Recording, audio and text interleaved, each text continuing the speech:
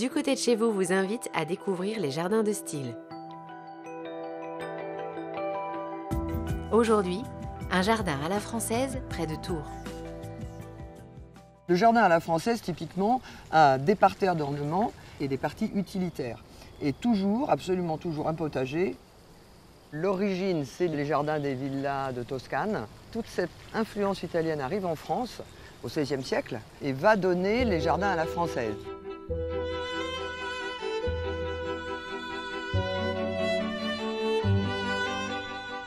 Les principales règles de ce jardin sont la symétrie, la géométrie. On découvre la perspective à cette époque-là, il ne faut pas l'oublier. Et donc ce sont des jardins très ordonnés qui, en même temps, s'ouvrent toujours vers le paysage. Et on ponctue cet ordonnancement par de la statuaire. Beaucoup de statues, disposées en général de façon symétrique également par rapport à des axes. On s'intéressait beaucoup à l'époque à la mythologie, et donc ce sont très souvent des sujets mythologiques qui sont représentés dans ces statues.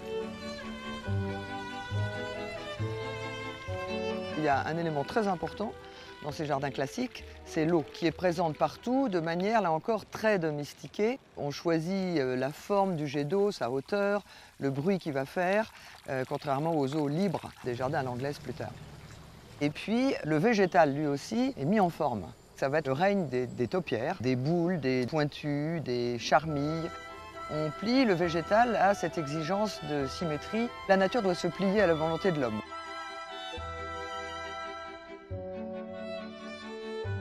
Ces jardins sont organisés selon deux grands axes.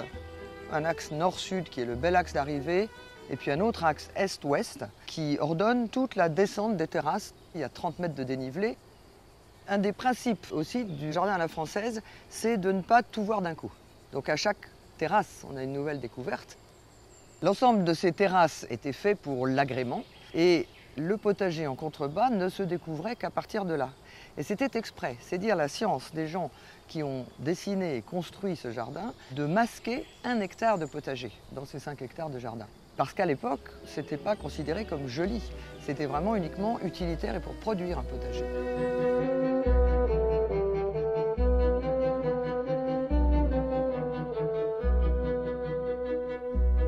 Il y a toujours une succession de rectangles, de ronds, de dessins géométriques. Le dessin archi-classique d'un potager qui est 4 carrés et un bassin rond au milieu. Ce dessin, c'est d'abord un dessin technique. Le bassin rond au milieu était le plus court chemin pour accéder à chacun des points des carrés où il fallait arroser les plantes. Donc c'est d'abord de la technique et souvent, d'ailleurs, une chose qui est bonne techniquement et belle esthétiquement.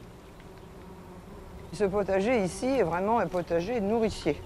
C'est d'abord pour manger les bonnes choses toute l'année.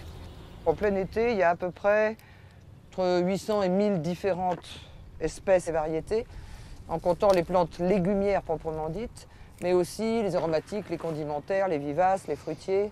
Donc l'idée, c'est que les gens prennent des idées ici et en fassent autant dans leur jardin.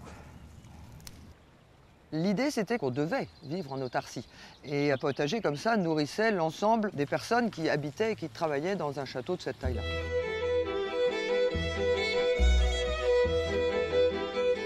L'impression qu'on a dans ce type de jardin, c'est d'abord, je pense, de la sérénité parce que tout est bien ordonné. On est dans une nature maîtrisée. Et en même temps, il y a cette ouverture permanente vers le paysage qui permet de se sentir part de la nature soi-même tout en étant dans un endroit protégé, fait à la main de l'homme.